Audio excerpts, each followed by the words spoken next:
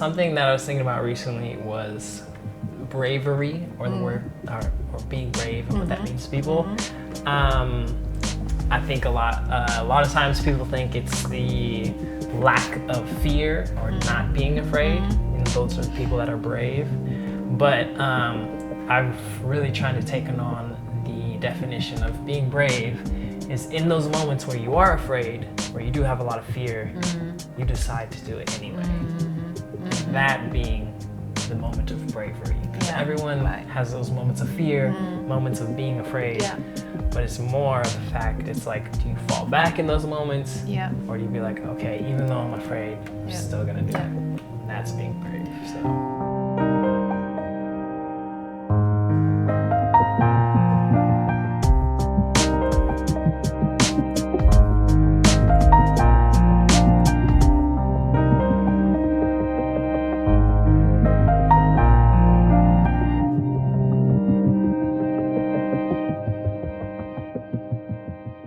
Hi, my dear friends. Today we are in Los Angeles and this is Coffee with Saskia, but today we have a tea with Saskia and with Sugi Dakks. He is a wonderful musician and soul and performer, and let's see what we have today and what is your story. So you were in Switzerland, right, for a big concert in Geneva. Yes. Congratulations for that. Thank you. And it was nice, good. It was great. It was great. Yes. So I had the amazing opportunity to play with this artist named Miyavi, who's actually from Japan. He's like a Japanese guitarist and singer, and he is also an ambassador for the United Nations refugee portion of the United Nations. I forget what it's called. I think it's called the UNHCR. I forget what the name stands for, but it has to do with refugees. And so he's an ambassador and does a lot of work in the refugee space, trying to help refugees, trying to promote more awareness around it, trying to raise fundraising for them. And that was really eye-opening for me as well, because I didn't know a lot about the lifestyle of refugees and what all that entails, and all the amazing people that were doing amazing work in that space. So yeah, I got to fly to Switzerland to play piano with Miyavi for the event, and pretty much the event was like an awards ceremony, and they were highlighting people that have done amazing work in the space. And I got to also experience Switzerland for the first time. A little bit. I was only there for like 3.5 days, so I definitely need to go back. But I really enjoyed how beautiful Switzerland is, and it was your first time in Switzerland? It was my first time in Switzerland. Yes, but not in Europe. I studied abroad in Italy randomly. So I spent like 6 months in Italy. This was like way back in college days. But that was also amazing because I got to stay with an Italian family. That is pretty, and good food. Amazing food. Amazing food. I don't know, is it a similar culture where they spend like 2 hours every meal, and you know, they have like 6 courses where it's like the salad course, and then the meat course, and the pasta course, and the bread course, and the fruit course, and the dessert course. And the dessert. Yes. The espresso. Yes, and I love it too because it's so family oriented. So like the family I was with, we couldn't eat until everyone went home. So it's very different from American culture where it's like food's on the table, everyone grabs it, and then just goes back to their room for the most part.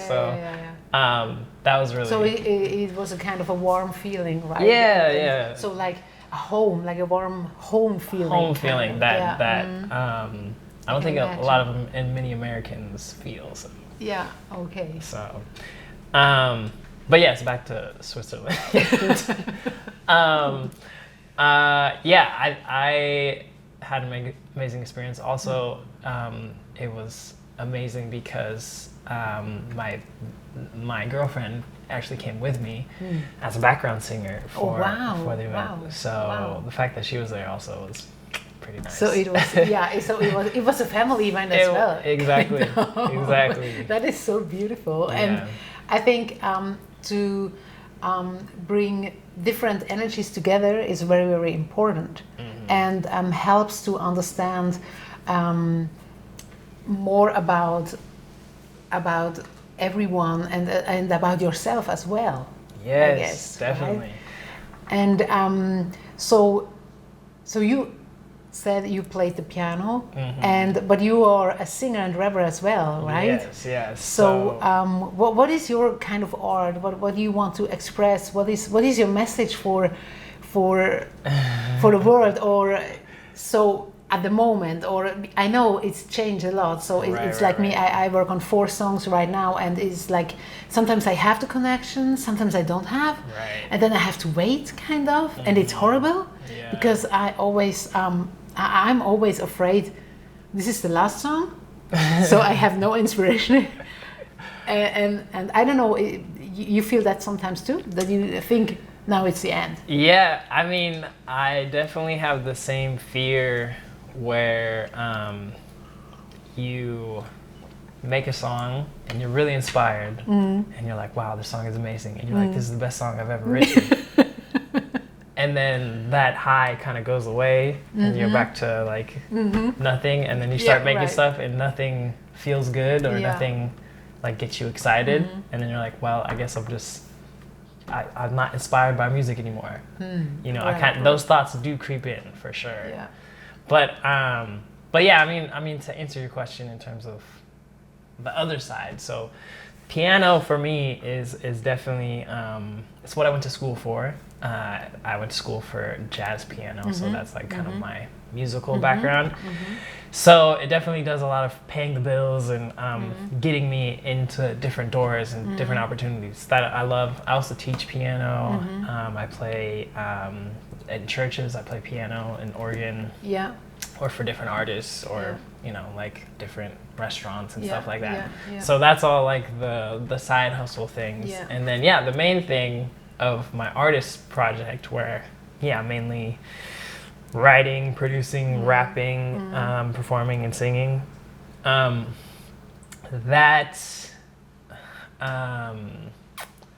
in terms of like the message you were saying, that is a hard one, because I think it does change from week to week, month to month, right? It is so, like that.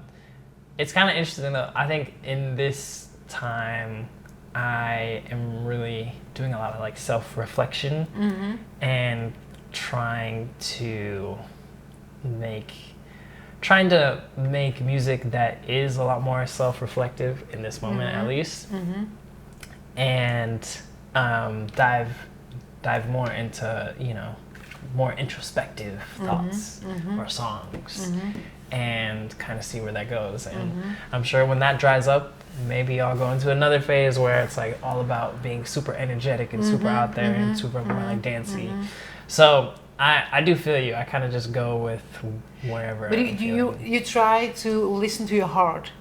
Yes, I try. Especially to bring that out when you say now self-reflection songs. I think it is the time around the world to have more self-reflection and to go more deep into yourself, and that you are the solution of everything, and the solution is not outside, it starts with yourself. Yes. And I think this is a collective thing right now, and to work on such songs or music, I think it's very important. I mean, I think you should definitely have a phase. Every artist should have that phase. And it's funny because I think there's like a stereotype in the mainstream for like big artists. When they go into their introspective phase, that's when they don't do well, like in the mainstream, or get a lot of numbers, which I think is funny. But I think it is important because you have to reground yourself all the time, especially as someone that is creative. Like, your mind can just wander into no land, and then you can Right. get stuck there. Yeah. So you always have to like bring yourself back, ground yourself again, yeah, which is yeah. that Bring yourself back Yeah. from the land of nowhere. the land right? of nowhere, exactly. Land of nowhere. Yes, Bring yourself back. I call it the land Yeah. of. But That's good. That's but a good also one. you have to go to the land of nowhere to find new Right. discoveries. Right. Like oh wow, I Yeah. found a whole new world like Right. on the other Yeah, side. yeah. So It's kind of a balance. You try to have this balance, and Yeah. sometimes it's like this. yes, sometimes there's a balance, and sometimes it's like this. yes. So on the other side, if you're too introspective for too long, sometimes I call that you're staying too inside the bubble, Yeah. which means you're not pushing yourself outside of your Yeah. comfort zone. Yeah. You're right, kind of right, just right, being right. Yeah. like a recluse. Yeah. So Absolutely. that's when you have to go to no man's land and be brave and be like, all right, I'm just gonna try something new. I'm really Yeah. just gonna go for it. Yeah. See what happens. Yeah. So it is a balance at the end of the day. I think this is a really good point for everyone. So not just for songwriters or artists. So sometimes we have to get lost to find ourselves again, and then the next challenge is to bring that out in the right way. Right. Because as you said, sometimes it sounds so good, you're so happy with it, but then you try to bring that out and you think, and every process is different, I guess. Yeah. And so the year 2023, it was a little bit, so for me, it was a little bit hard, kind of, but not hard in a way that maybe people think. I was too hard to myself in this way. So it was a very turbulent kind of year, and with many different layers and things. And how was your year? So how was your 2023? So the summary, kind of. I would say my 2023 year was, I think in a lot of ways similar, where it was a lot of ups and downs.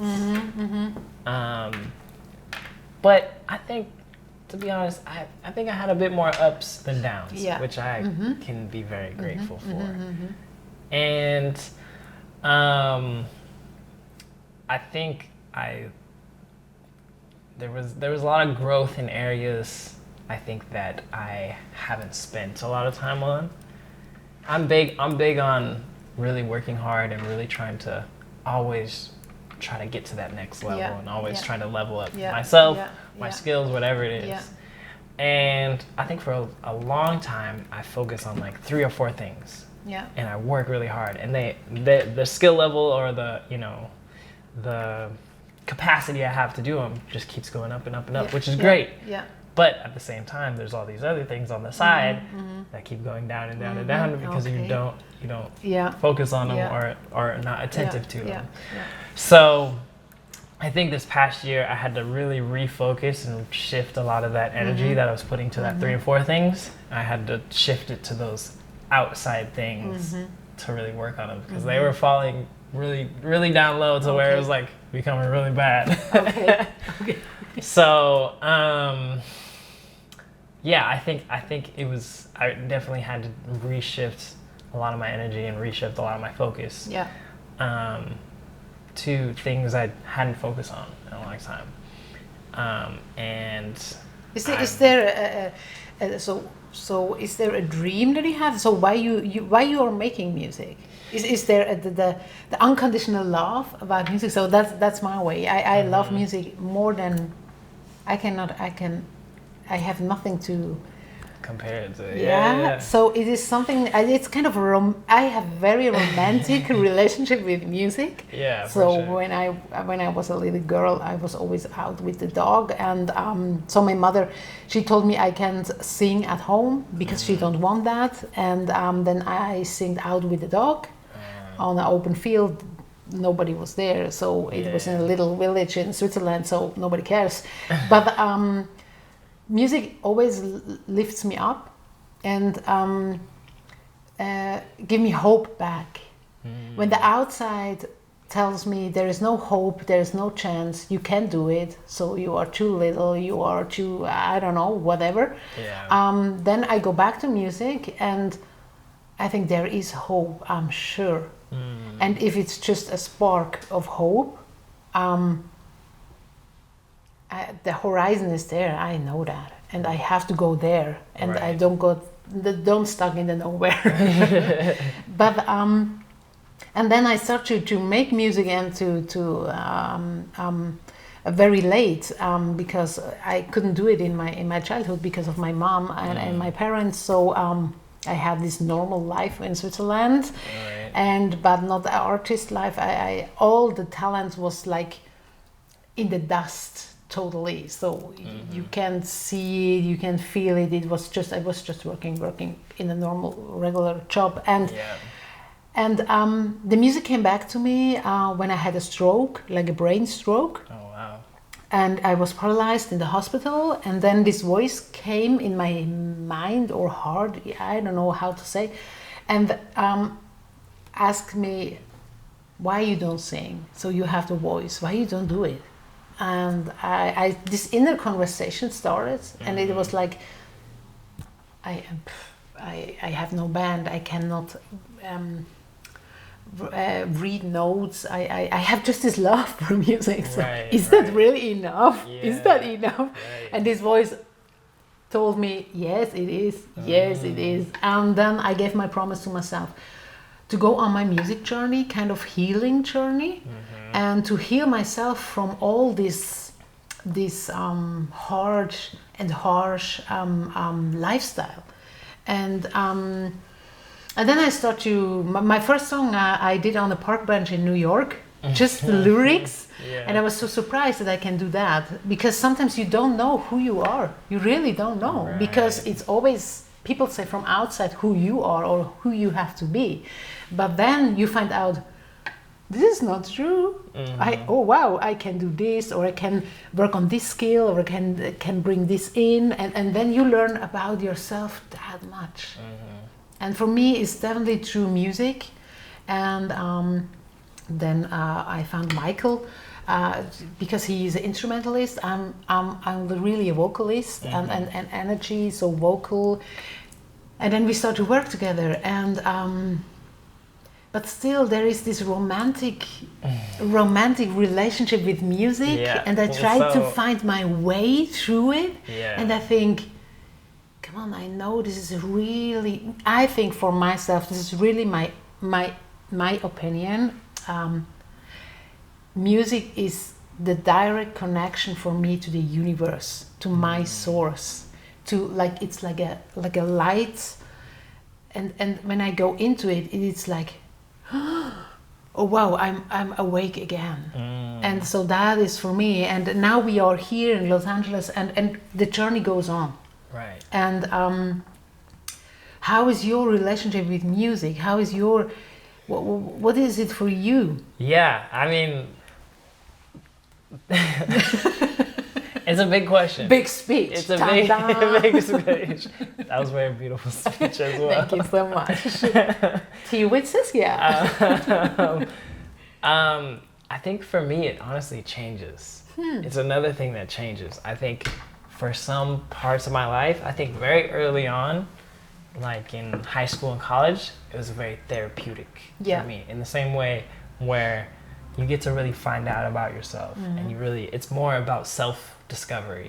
And so music was such a great passion for me to just be in a room and play piano and be like, wow, like this, I feel like I'm discovering, how I want to express myself as a human being. It was kind of like helping me use that as a tool. And so that was a phase of this is what music means for me. Right? And then another phase, so example is in college, in the summertime, I went to Boston and I worked for this organization called Genuine Voices. And they teach music to kids in juvenile detention centers. So like, jail essentially. And so pretty much you're supposed to be just a positive figure for these kids. Yeah. Use music as a way to, influence them. And so there I was the rap teacher, so there's different teachers. And so it's so cool. Yeah, I was pretty popular and like a lot of kids wanted to work with me. Yeah. And through that experience of just, using music as a tool to just try to influence someone for the better. Yeah. And you see how powerful music can be. Yes, it was really powerful. And so, what ended up happening was I made a curriculum where we'd make a beat, or I'd make a beat essentially, and then I would have them create a rap verse. And then we'd all rap on the same beat. And so they, I'd be like, let's do the topic of family, And so they would write their verse and they would talk about things that they never talk about to anyone, a lot of like trauma that they had gone through throughout their life, and these like sometimes most of the time like terrible, home life situations. And so them getting it out was an amazing like weight off their shoulder just to like get it out and write it out and have this expression off of them. And they some of them would even like tear up and cry just because they're like, I never talked about this to anyone. They release it kind of. They release it, they're not holding it in anymore.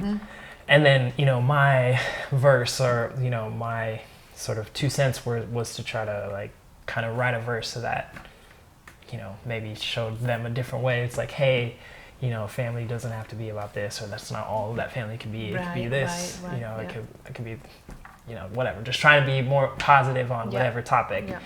And just through that experience and again, like I said, like the power that it had, I was like, wow, this is what music means to me. It's like a tool to help people. Right. So in that phase, that was like another thing of what music meant to me. And then, at times, music, I got skilled enough to where I was, obviously it fluctuates, but I was making good money, like just playing piano or producing for other people or, doing that stuff. So music meant, financial stability in some phases. And I was like, okay with that, And then when it came to the artistry, it was like, okay, how do I want to express myself to the world? And how can I do that in an authentic way? And how can I, have a process to really dig and dive deep? And that was, that has become the artistry in me in terms of how I want to make songs and how do I want to present that to the world. That is what music means for me in those moments. Do you see what I mean? So it's like it's all different types of things. So I think music, I would say, kind of jumping to jumping to right now. Honestly, it's been attached with a lot of joy. And so every time I'm doing something musical, I'm just joyful. It doesn't have to mean I'm like changing the world. It doesn't have to mean I'm, expressing myself or trying my true form or, being financially healthy or whatever. In this current moment, it's just like, it makes me happy. Okay. And that's enough. That is so interesting about the face. Different phases. Different phases. And I'm sure it'll change. I'm sure it'll change. I never look at it like that. Because when I started 10 years ago to write my own lyrics and do my own melodies on the iPhone. Right. So I was so surprised about myself. It was like I always have a gift every day and say, oh wow, this is it. Oh wow, it's uncovering. Yeah, totally. And then when I met Michael and we started to try to bring this in a kind of professional way, it was like, oh okay, now I have to do music and make money with it. This is so it was huge at the beginning, and it was a lot. Because I had a total different life before. And it was like, so for me, I feel I have two lives kind of right now. So it is and then to find out how we do that. How do we have an own style, or it is just like just a little bit of singer-songwriter thing, or what is this? What is Dust of Soul? And in the night, at 3 a.m. In this moment I don't know Michael. I had this idea, this vision, Dust of Soul, and I had so I reserved the website www.dustofsoul, and I had no idea what I'm doing, because I was like, what is that? Is this real English? What is this? So is this a name of a band? It's a little bit long, huh? So I was totally confused. Yeah. And then this 10 years, I think there was some phases as well for us, and now it's a very calm phase. So so for me, so it is like I accept the journey more now, because before I tried to say no, this is impossible, or it's like a no, it can be, or what we have to do, this is crazy. So like sometimes you have to accept the flow. Yeah, and yeah, to piggyback off what you're saying, I think, like you're saying, when you try to take it on to mean everything, it has to be the unconditional love, it has to be, we have to make money off it, it has to be all these things. It gets so overwhelming and daunting, and it's like too much to handle when it's like that. And you think, what would I have to do first? Like this, and then you have to calm down, breathe, and reconnect, and then let the flow go with the flow, kind of. I guess, and then I think your heart. So it is. So your heart is 5,000 times stronger than the mind. So it's really it is science. So your heart has a power. They start now to uncover that. So because we had in the last years we had a lot of focus on the mind, and to say reach your goals, do this and that, and so like I'm coaching and be focused and like that. But the heart works different. It does, definitely does. And so even you are overwhelmed, or you have too much at the moment, your heart knows. And the only thing then what you have to do is to listen to your heart. I know this is a song. I know. Listen to your heart. Ba, ba, ba, right? Yes. So, but I really mean it. It is. But then you have to go calm, relaxing, and then you can listen to your heart, and then you jump into the flow of the heart, and that is always the right direction. And 2024, what is, you have a goal, or you have a wish? Maybe a wish is beautiful, or a feeling, maybe a feeling about 2024. Yeah, I mean, I think, I think similarly, maybe that's just how my brain works, because I'm always like, it's so many things. That's all my answers. It's a lot of reasons, Okay. So of course I have like goals that I want to do. Some of them being, for example, to have an open air in Switzerland with us on the lake. Ta-da! Promotion right now. 100%. That is a goal. 100%. That is a goal of mine. A new goal of today. A new goal. Something different. You see the flow. Yeah, exactly. Yeah. Exactly. But yes, so of course I have... but you have a feeling for 2024. Is there a feeling when you think on this number? So the feeling is my feeling has to do with health. So I want to feel healthy. Okay.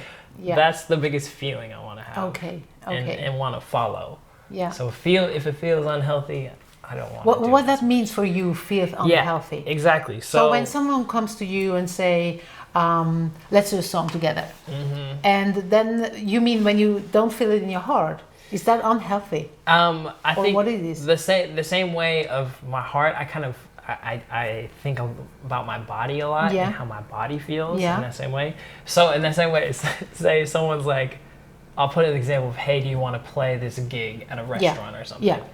And I go play the gig, and the whole time I'm like tired, I'm like lethargic, and I'm really not motivated. I'm checking in with my body, and it's like I'm really slow, you know, all those small things. And then they ask me, and then afterwards I'm like exhausted for no reason. And they're like, hey, can you play next week? That's a moment of like, do I do it even though it feels very unhealthy to do it, you know, that kind of thing. I want to make those decisions to be like, you know what, it doesn't feel like healthy for me to do that. So this is a very good advice for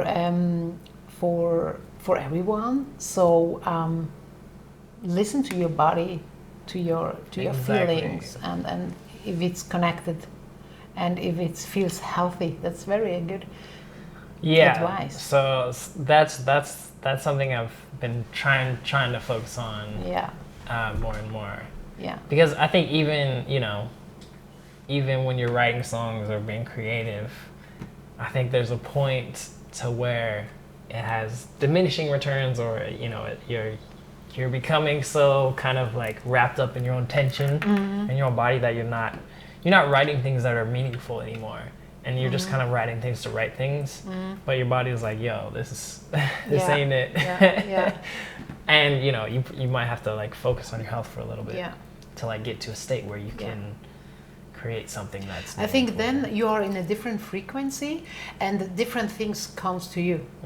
So I think it starts all with you.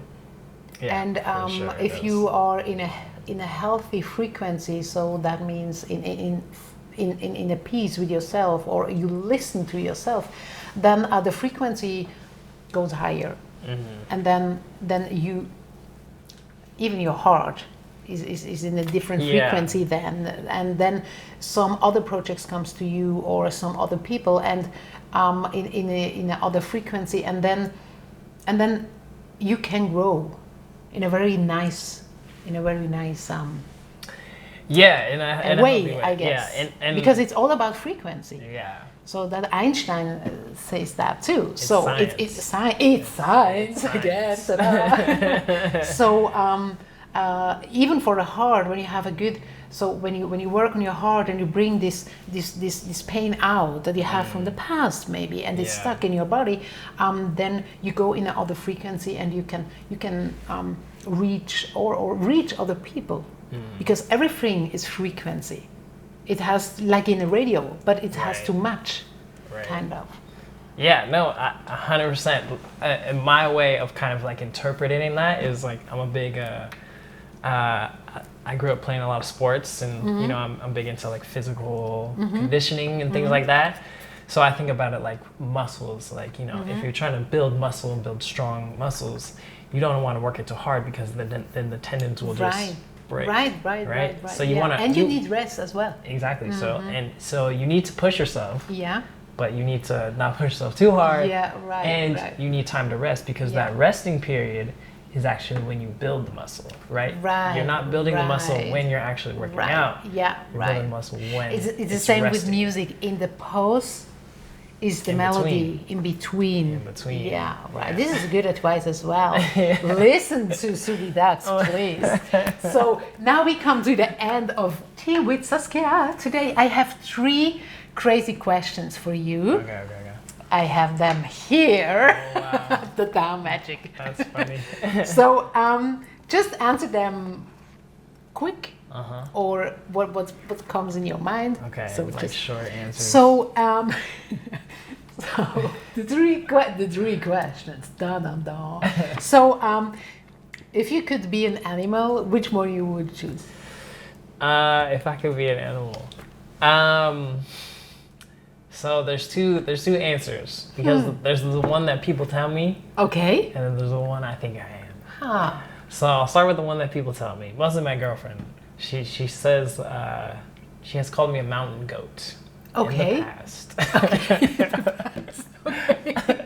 So, you know, you might have to ask her why. Yeah, So, I really have. But because I was thinking exactly like this now. Why? Maybe they are so strong and they reach for the top. You know, I think it's a version of, you know, they're always like climbing mountains. Yeah, climbing. Yeah, and, right. You know, they're always like running around, yeah. jumping around, but also got, you know, the little goatee. So, okay. you know, Yeah, got okay. the goat, So like, it's a mix. Yeah, it's a mix. But on the inside, sometimes I think I'm a panda bear. I like panda bears. Totally opposite, right? From a goat. So relaxed and yeah, just like a big animal. I just want to eat my bamboo sticks. Just want to do my own thing, sleep, you know. But I'm a big animal, so I can still move around. Yeah. Still wreak havoc if I want to. But for the most part, I'm gonna be chill. Yeah, and have your bamboos. And have my bamboo. That's so cute. So. But I think both is kind of right. Both animals, kind of. I see both. I'm a mixture of a mountain goat and a panda. Okay, it is a good mix. I'm a mountain panda. A mountain panda, perfect. I guess they are real. Maybe. Maybe Okay. I'm the first one. Yeah, it's good. It's also good. So the second question is, what you would never eat for breakfast? What would I never eat for breakfast? Never. That's tough because I can eat a lot for breakfast. Okay. What would I never eat for breakfast? You see, these questions are a little bit like, I don't even know. I think, you would eat everything? I think I would eat most things. Most things I could for eat breakfast. I could eat dinner for breakfast. I could eat. Oh, okay. I could eat like seafood for breakfast. I don't have a problem with that. I know a lot of people do, but So like a buffet. I could eat a buffet for Yeah. breakfast. Oh, okay. I like breakfast. Breakfast is I my like favorite breakfast too. meal. That's one of my favorite meal. Yes. I love that. Same. I love So. So good. Okay. And the last one is desert or ocean? Desert or ocean to live in? No, Or just just what you prefer. I mean, definitely gonna have to say the ocean over the desert. I feel like the desert, in my mind, you know, it's always like you're stranded in the desert, slowly dying. Yeah. The ocean has so many beautiful, amazing creatures. Yeah. Some of them can eat you, yes, but for the most part, Or you eat them for breakfast? or maybe I eat them. For breakfast? Maybe raw fish. Huh. I would not eat. Yeah. Okay. Maybe just a dead fish, maybe. Yeah. But So maybe if ocean. I was in the ocean though, stranded in the ocean, I might have to do it. So, Yeah. but regardless, I think I would still pick ocean. Ocean. I like the ocean. And you have a last advice for our community or for the world that is say, hi, folks. Something in mind, in heart? Last piece of advice.